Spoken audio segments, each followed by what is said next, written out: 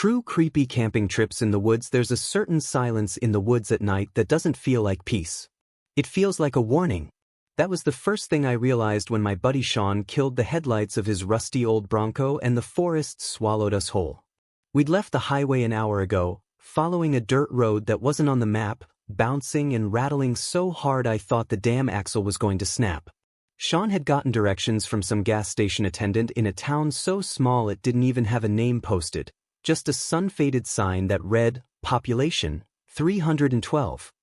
The guy behind the counter was missing 2 teeth and gave us a smile like he knew something we didn't when he told us about the perfect spot to camp out near Whispering Pines. He even drew a little crooked X on Sean's crumpled paper map, his greasy thumb smudging the ink. I should have known right then. I should have told Sean to turn the hell around. But I didn't. The Bronco rolled to a stop in the middle of what looked like a half-forgotten logging trail. The trees loomed high and tight, their branches twisted together in a way that made the sky look strangled. I remember rolling the window down and taking in that first breath of pine air, cold, sharp, almost too clean, as though the forest was trying to scrub out whatever stink we'd brought with us. Sean grinned, his teeth glowing in the dim dashboard light. "Told you it'd be worth it," he said. His voice had that careless tone, the one he always used when he was trying to convince both of us that he knew what he was doing. I grabbed my pack and followed him out into the night, my boots sinking a little into the damp soil. The woods didn't welcome us. That's the only way I can describe it. Usually when you step out of a car in the wilderness, there's a chorus, crickets, wind, the distant cry of some night bird. But here? Nothing. Just our own footsteps and the creak of the Bronco cooling off. I caught myself glancing back over my shoulder more times than I'd like to admit, half expecting someone, or something, to be standing there at the tree line watching. Of course, there was nothing. Just that silence, heavy as a blanket, pressing in on my ears until I swore I could hear my own pulse. We set up camp in a small clearing Sean found about 50 yards from the trail. The ground was soft with moss and dead leaves, the perfect cushion for our sleeping bags. Sean cracked open a beer, handed me one, and started talking about fishing in the creek he was sure we'd find nearby come morning. His voice seemed too loud, bouncing off the trees like we were in some hollow place. I laughed when I didn't feel like laughing, because what else was I supposed to do? Still, even with the tent pitched, the fire snapping and the taste of cheap beer in my mouth, I couldn't shake the sensation that we weren't alone. I thought I saw something too, just for a second, between the trees. A darker shadow among the dark, standing too still, like it was waiting. But when I blinked, it was gone. I told myself it was nothing. Just nerves, imagination, the tricks of a tired mind. That's what you do, right? You rationalize. But I'll tell you this now, it wasn't nothing. It was the beginning. And if I'd trusted that gut-deep, bone-cold instinct gnawing at me, I might have made Sean pack everything back up and head straight out of those woods. But I didn't. God help me, I didn't. The fire burned low, spitting sparks into the night, and Sean had passed out halfway through his 3rd beer. He lay sprawled on his back with one arm over his eyes, snoring like a chainsaw. I should have felt comfort in the sound, proof that someone was there with me, but it only made the silence around us stranger, deeper. It was as if the forest itself was holding its breath, waiting for something to happen. I sat there with my knees pulled up, watching the flames lick at the charred logs, and I swear the shadows stretched farther than they should have. You know how firelight dances? Flickers and jumps? This wasn't like that. The shadows seemed to move on their own, stretching thin fingers across the ground, reaching for me. I told myself it was the beer, or maybe just the way exhaustion makes your mind wander, but the feeling wouldn't shake. Every time the fire popped, I flinched. Every time the wind sighed through the trees, I swore I heard it shaping into words. Not loud, just a whisper that brushed the back of my neck and made my skin crawl. Around midnight, I decided to try and get some sleep. I left Sean snoring beside the fire and crawled into the tent. The nylon walls flapped softly in the breeze, carrying with it the scent of damp earth and pine. I lay down, pulled the sleeping bag up to my chin, and closed my eyes. But sleep didn't come easy. Instead, I listened to every creak of the trees, every groan of the ground shifting, every soft scrape that might have been a branch, or might not. At one point, I was sure I heard footsteps. Slow, deliberate. Crunch, fuzz, crunch. They circled the tent once, twice, and then stopped. I held my breath so long my lungs ached, my heart hammering like a trapped animal in my chest. And then, nothing. I don't know how long I lay there, frozen, waiting for whatever it was to make its move. Minutes? Hours? Time felt strange in that silence. Eventually, exhaustion dragged me under, though my dreams were no relief. I dreamed of faces, blurred, pale, hovering just beyond the trees. I dreamed of hands reaching out from the soil, clawing at my ankles, pulling me down into the dark. And over it all was a sound, faint but persistent, a low, whispering chant that I couldn't quite make out, but that filled me with such a cold, primal dread I woke up gasping. The fire had burned down to embers. Sean was still snoring, oblivious. And the woods were still there, silent, watching, waiting. That was the first night. And I'd come to realize later, it was the last peaceful one. Morning light in the forest should have felt like relief, but instead it only made things worse. The mist hung low, pale and heavy, curling through the trees like smoke from an invisible fire. Everything was damp, from our gear to our clothes, as though the woods had been sweating all night. Sean stretched and yawned, oblivious to it all, cracking open another beer before breakfast. He was like that, always laughing, always brushing things off. He joked that the silence was perfect for fishing, that no one would scare the trout away. I didn't tell him about the footsteps I'd heard circling the tent. Didn't mention the whispers. I figured he wouldn't believe me. Maybe I didn't even believe me. We set out toward the creek after eating stale granola bars and jerky, following what looked like a deer path through the brush. The deeper we went, the stranger the forest felt. The trees were too close together, their roots pushing up from the earth like knuckles, making it hard to walk. Every now and then, I'd see markings carved into the bark, long vertical slashes, too clean and even to be from any animal. At first, I thought they were logging marks, but there were no numbers, no paint, just raw gouges that oozed sap like blood. The creek wasn't hard to find, you could hear it before you saw it. But when we broke through the brush, what we found wasn't what I expected. The water ran sluggish and dark, thick with fallen leaves that clung together in clumps. On the bank stood something that made my stomach twist. A pile of rocks, stacked carefully, one on top of the other, like a miniature tower. Beside it was another.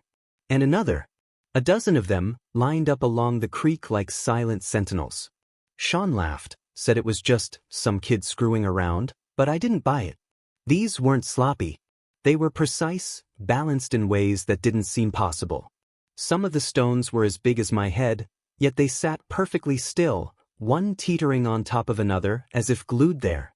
I bent closer, staring at one of the stacks, and that's when I noticed something wedged between two stones, a piece of fabric, weathered and stained. When I tugged it free, my stomach dropped. It was part of a sleeve, ripped from a shirt. And it wasn't just dirt that darkened the cloth, it was something else. Something brownish red. "Dude, put that down," Sean said, suddenly serious. He shoved his hands into his pockets and glanced around like he expected someone to step out from the trees at any moment. I tossed the scrap back onto the stones, my fingers tingling, and tried to shake the image of dried blood from my mind. That was when I realized the silence again. No birds. No bugs. Not even the gentle splash of fish breaking the surface of the water. Just the sluggish trickle of that dark creek and our breathing, loud and ragged. I don't know how long we stood there, staring at those stone towers, but eventually Sean muttered, "Let's head back," and I didn't argue. On the way to camp, though, something strange happened. The deer path we'd followed so easily before seemed to twist and split. I swore we'd gone the right way, but every turn led us deeper into trees that looked the same. The moss-covered trunks, the claw-like roots, the gouges in the bark, repeating over and over like some endless loop. My chest tightened as the minutes dragged on, the sun climbing higher but offering no warmth, no direction. Finally, after what felt like hours, we stumbled back into the clearing where our tent stood. Relief washed over me, until I noticed something that froze me in place. A fire pit. The stones we'd arranged the night before weren't as we'd left them. Something, had rest-tacked them into a tall, perfect tower. Just like the ones by the creek. Sean cursed under his breath, his face pale, and for once he didn't have a joke. And I understood, with a sick, gnawing certainty, we weren't lost in the woods. The woods had found us. That night, the forest felt closer. I don't mean that in some poetic way. It literally felt like the trees had shifted, crept a little nearer while we weren't watching. The clearing seemed smaller, tighter, like the woods were trying to squeeze us out or swallow us whole. Sean tried to laugh it off, said maybe we just pitched camp too close to the treeline and it was playing tricks on us. But his eyes didn't match his grin. They kept darting toward that stone tower in the fire pit, tall and balanced, as if waiting to topple. We rebuilt the fire and sat across from each other, not talking much. Normally, Sean filled every silence with stories or dumb jokes, but tonight he just drank and stared at the flames. I couldn't stop thinking about the footsteps I'd heard the first night, circling the tent. I wondered if Sean had heard them too, and just hadn't admitted it. The wind picked up, whistling through the branches, and for a second it sounded almost like voices. Not one voice. Many. Low, hissing, layered together until the hair on my arms prickled. "Do you hear that?" I asked finally, my voice breaking more than I'd have liked. Sean looked at me, his mouth half open, then shook his head. But I could see it in his face. He'd heard it too. The whispers didn't fade. They grew stronger, twisting through the trees like the wind carried words we weren't supposed to understand.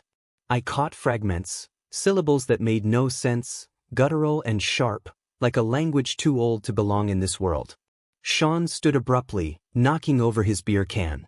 "I'm taking a piss," he muttered, and disappeared into the trees before I could say a word. I sat there, staring into the fire, trying not to listen. Minutes passed. Then more. Too many. The night pressed in heavy, and the whispers grew louder without Sean there, like whatever was in the woods knew I was alone now. My chest tightened. I called his name once, then again, my voice cracking through the silence. No answer. The fire hissed, a log collapsing into embers. Shadows shifted, stretched long and wrong across the clearing. That's when I saw movement at the treeline. A shape, thin, tall, darker than the dark around it, standing between the trees. Not moving. Just there. Watching. "Sean." I called, my throat dry, though I knew damn well that wasn't Sean. The figure tilted its head. A small motion, but enough to make my stomach flip. It was like a curious dog, but slower, deliberate. I blinked and it was gone. No sound. No footsteps. Just gone. A rustle behind me made me spin. Sean stumbled back into the clearing, pale and sweating. He didn't say a word, just dropped down by the fire and lit a cigarette with trembling hands. I asked where he'd been, why he took so long, but he ignored me. He just kept staring at the treeline, smoke curling from his lips, his knee bouncing like a piston. That was the longest night of my life. Neither of us slept. We sat by the fire until dawn, the shadows twitching at the edge of our sight, the whispers never quite stopping. And when the sun finally rose, it didn't feel like relief. It felt like a reprieve. Temporary. The kind a prisoner gets before the executioner sharpens the blade. By morning, Sean looked wrecked. His usual cocky grin was gone, replaced with hollow eyes and a jaw tight enough to crack a tooth. He didn't talk much as we packed up our gear, stuffing the tent and sleeping bags into their sacks with nervous, jerky movements.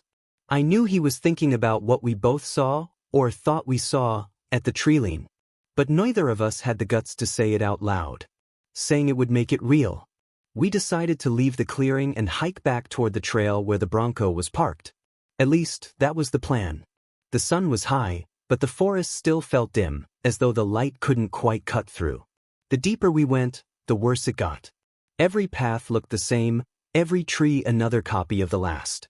And every so often, we'd pass another of those damn rock towers. Stacks of stone balanced too carefully to be chance, dotting the landscape like markers. Some were fresh, damp earth clinging to the base stones. Others looked old, moss creeping up the sides. But they were everywhere. After an hour, Sean snapped. He kicked one over, sending stones tumbling across the dirt. "Screw this," he shouted, his voice echoing unnaturally through the trees. "I'm not playing some backwoods freaks game." His words hung in the air long after his voice died, like the forest was holding on to them, chewing on them.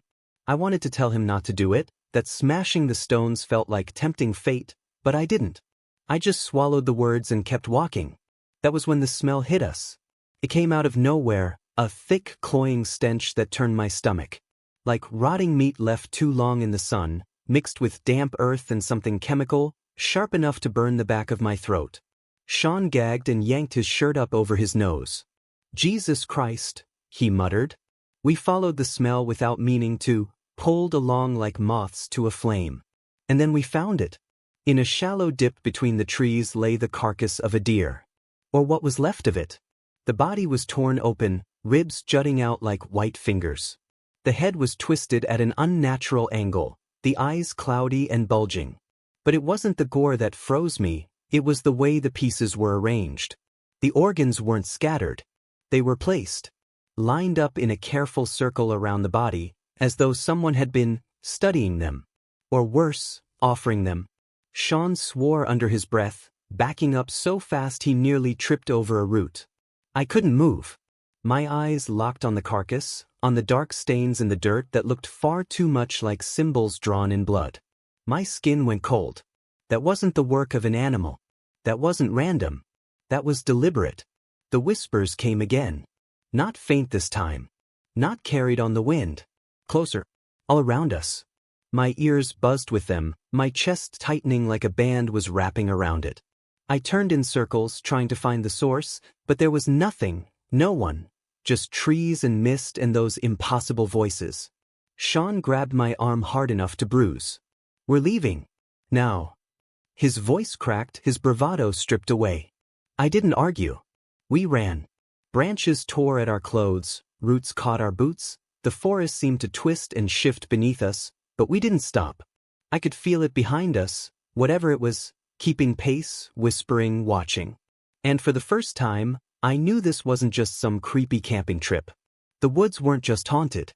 They were alive that we didn't stop running until our lungs burned and our legs shook.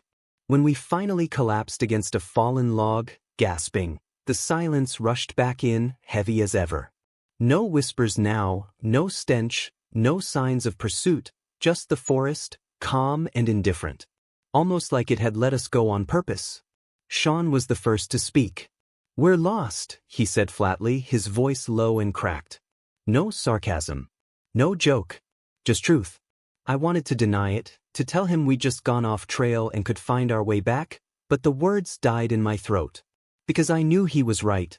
We tried retracing our steps, but the woods refused to play fair. Every direction looked the same, and every turn brought us back to places we'd already seen. The same moss-covered trees, the same claw-like roots. And the stone towers. Always the stone towers. At one point, we stumbled into a clearing and found 3 of them lined in a perfect row, taller than the rest, almost as tall as me. Balanced so delicately it looked impossible. Sean kicked one again, rage boiling over, but this time it didn't topple. The stones trembled, wobbled, but they didn't fall. His face drained of color as he stared at it, like he'd just tried to shove a gravestone and realized it was part of the earth itself. That was when we found the first sign. It was a backpack. Old, sun-bleached, half-buried under leaves. The straps were torn, and inside was nothing but a rusty canteen and a scrap of paper. I pulled it out with trembling hands, brushing away dirt. Words were scrawled across it in faded ink, shaky and uneven. "Don't follow the voices. Don't look at them. They want you to see." I read it aloud before I could stop myself, my voice trembling. Sean snatched the paper from me, stared at it, then shoved it back into the pack like it was poison. "It's a joke," he muttered. "Some sick joke." But his voice was thin, strained, like he didn't even believe himself. We left the bag and pressed on, but the woods weren't done with us. The sun dipped lower, shadows stretching long and crooked across the ground. I checked my watch, but the hands had stopped. Dead still at 2:13. Sean's watch showed the same. My stomach lurched. I tried to convince myself it was coincidence, But deep down, I knew better. By dusk, we were back at another clearing. Not ours. Different. The fire pit here was old, the stones blackened and cracked. Around it lay scraps of fabric, a torn shoe, and what looked like the remains of a sleeping bag. Sean picked up the shoe and dropped it immediately, his hand shaking. It was stiff. The leather cracked with age. And then came the sound. Not whispers this time. Laughter. High, thin, and distant, like a child's giggle carried on the wind. It drifted between the trees, circling us, never coming closer, never going away. My heart hammered so hard I thought my ribs might crack. Sean spun in circles, shouting into the dark. "Who's there?" His voice was raw, desperate, but the laughter only echoed back, multiplied, like more than one child was laughing now. I grabbed his arm. "We need to go." "Where?" His voice broke. He wasn't Sean anymore. The guy who always had a joke, always brushed off the fear. He looked like a cornered animal, wild-eyed and trembling. I didn't have an answer. The laughter stopped all at once, cut off like someone flipped a switch. The silence that followed was worse. So much worse. Because in that silence, I realized something. The woods weren't empty. They were waiting. By the time the second night came, Sean and I weren't talking anymore. Words felt useless, like they couldn't cut through the weight pressing down on us. We sat in another clearing, God knows how many we'd stumbled into by then, without a fire, too afraid the smoke would draw attention to us. Not that it mattered. Whatever was in those woods already knew we were there. It had always known. The air was thick, humid despite the chill, and every sound made my nerves twitch. A snapping twig, a shifting branch, the slow groan of the forest settling into itself. I kept expecting the laughter to return, but instead there was something worse, breathing. Low, ragged, drawn-out breaths that didn't come from me and sure as hell didn't come from Sean. They came from the treeline. Always the treeline. Sean clutched a broken branch like a club, his knuckles white. He looked at me once, eyes wide and bloodshot, then back at the trees. He was listening. So was I. The breathing grew louder, closer, until I swore I could feel it brushing the back of my neck. My skin prickled, every instinct screaming to run, but where would we go? We tried running. The forest just swallowed us whole. Then came the first voice. Not a whisper this time. It sounded like my mother. "Come home," it said from the dark. The voice was soft, tender, exactly the way she used to call me for dinner when I was a kid. My throat went dry. I knew it wasn't real, but hearing it there, in that endless night, cracked something inside me. Sean heard something too. I saw it in his face. He staggered toward the trees, lowering his makeshift club, his lips trembling. "Dad?" he whispered like a lost child. And then he moved 1 step, 2 steps into the shadows. I lunged forward, grabbed his arm, yanked him back with all my strength. "That's not him," I hissed, my voice breaking. "It's not your dad." Sean shook me off, his face twisted with rage and grief. "You don't know that," he shouted, and the woods answered with a sound that froze the blood in my veins. A reply. Not Sean's dad. Not my mom. Something else, deeper than words, but shaped like them. A mocking echo that rattled the branches and made the ground hum beneath our feet. We both stumbled back into the clearing, and for the first time, we saw them. Ships. Dozens of them. Tall, thin, darker than the trees themselves, standing just beyond the line of sight. No faces. No features. Just shadows given weight. And they moved, not walking, not gliding, but twitching, jerking, like puppets tugged on tangled strings. Sean dropped the branch. It hit the ground with a dull thud, and the sound seemed too loud, too final. The shapes tilted their heads in unison, a dozen sets of movement perfectly synchronized. My breath caught in my throat. That was when the whispers returned. Louder this time. All around us. Inside us. And I finally understood what the note in the backpack had meant. They didn't just want us lost. They wanted us to see. They didn't move at first. Just stood there, those tall, jagged silhouettes at the edge of the clearing, like they'd been waiting for us all along. Sean clutched my arm hard enough to hurt, But I didn't shake him off. I needed that grip. Needed something human to anchor me. Because when I stared too long at those shapes, something strange happened. They began to shift. The shadows weren't shadows anymore. They became faces. Not all at once, not clear, but flickering like bad reception on a television set. 1 second it was just darkness. The next I swore I saw my mother's eyes, Sean's dad's smile, 100 blurred figures from memories I'd buried deep. They changed too fast to hold on to, faces forming and collapsing, but each time I looked, I felt a pull. Like a hook behind my eyes, reeling me in. I jerked my gaze away, sucking in air through my teeth. My skull ached, sharp and sudden, like an ice pick jammed behind my temples. That's when I understood what the note meant. Don't look at them. They want you to see. Sean didn't get it. He was staring wide-eyed, his mouth trembling as though he was on the verge of tears. I slapped him hard across the cheek. The sound cracked in the night, louder than it should have been. He blinked, staggered, and turned on me like he might hit back, but then he saw my face, the fear, and he stopped. He rubbed his jaw and muttered, "Thanks." The shadows tilted their heads in unison again, and the whispers swelled. Words I couldn't understand, layered one on top of another until they were almost screams. The ground vibrated under our boots. Branches above rattled though no wind blew. I could feel the forest pressing closer, squeezing us like a hand around a throat. "We need to move," I whispered, though my voice felt like it belonged to someone else. Sean nodded, his eyes darting everywhere, but there was nowhere to go. Every path out of the clearing seemed blocked, not with fallen trees or rocks, but with them. Their bodies filled the spaces between trunks, standing too still, too patient. Then one of them stepped forward. It wasn't much, just a twitch, a shuffle, but the effect was immediate. The air grew heavy, thick as syrup. My chest seized, breath coming in shallow gasps. Sean staggered back, tripped, and hit the ground with a grunt. The figure paused as if savoring the reaction, then twitched again. "Closer." "Don't look at it," I hissed, yanking Sean up by the collar. His eyes darted back anyway, just for a second, and that was enough. His body went rigid. His jaw clenched, teeth grinding. He started muttering, low, broken words that made no sense. I shook him, slapped him again, but it was like he couldn't hear me. His pupils had blown wide, swallowing the color of his eyes. Panic ripped through me. I dragged him, stumbling, away from the clearing, not caring where I went, just needing to put distance between us and those things. Branches tore at my arms, roots snagged my feet, but I didn't stop. I couldn't.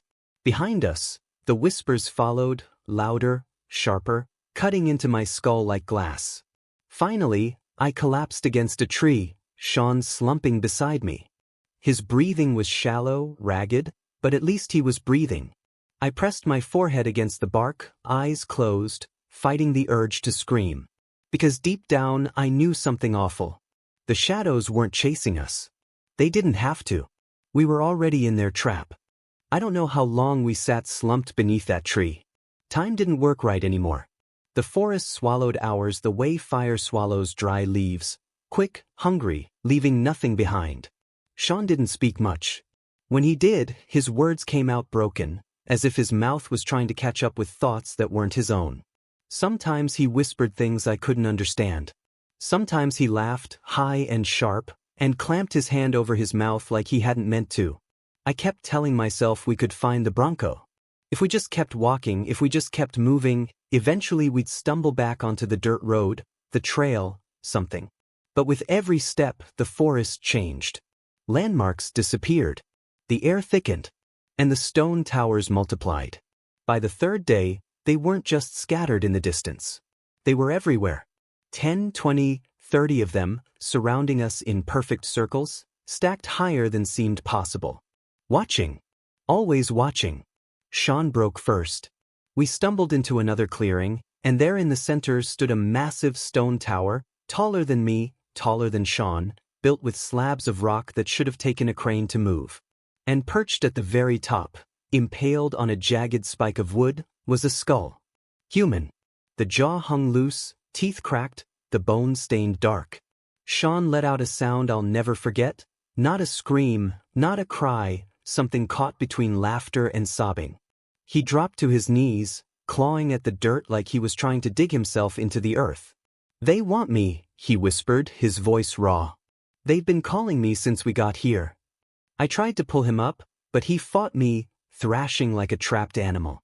His nails raked my arm, drawing blood. I shouted his name over and over, but it was like shouting into a storm. His eyes rolled back, whites flashing, and he staggered to his feet, stumbling toward the tower. I ran after him, but the air grew thick, heavy, pressing me down. The whispers were deafening now, no longer words but commands, pulling at my mind, my bones, my soul. I saw the shadows gathering at the tree-line, dozens, maybe hundreds, their heads tilting in unison, their bodies twitching like broken marionettes. They didn't move to stop him. They didn't need to. Sean reached the tower and placed his hands on the stones. His lips moved, chanting something I couldn't hear, something he shouldn't have known. Then, before I could reach him, he began to climb. I screamed his name, begged him to stop, but he didn't turn. Didn't hesitate. His hands and feet found impossible holds, his body jerking upward like the tower itself was pulling him. The whispers rose to a fever pitch, drilling into my skull until blood filled my mouth from biting my tongue. He reached the top. Stood there, trembling, silhouetted against the pale sky. For one brief second, he looked back at me. His eyes were gone, black pits where they should have been. His mouth opened, and in a voice that was his and not his, he said, "You should have looked." Then he jumped. Not down. Into them. The shadows swallowed him whole. His body disappeared, vanishing into the darkness like a stone into water. The forest went silent. The whispers stopped. The towers crumbled, stones scattering across the ground with dull thuds. And I was alone. I don't remember how I got out. One moment I was in that clearing, on my knees, sobbing into the dirt. The next, I was stumbling onto the dirt road where the Bronco waited, rusted and silent, as if it had been there the whole time. Days had passed, but the gas gauge hadn't moved. My watch still read 2:13. I drove until the trees thinned and the highway stretched out before me, and I didn't look back. I couldn't. But sometimes, late at night when the world is quiet, I hear them again. The whispers. The laughter. And when I close my eyes, I see Sean standing on that tower, his mouth moving in words that aren't his. The woods didn't keep him. They sent him back. And one day, I know, they'll come for me too.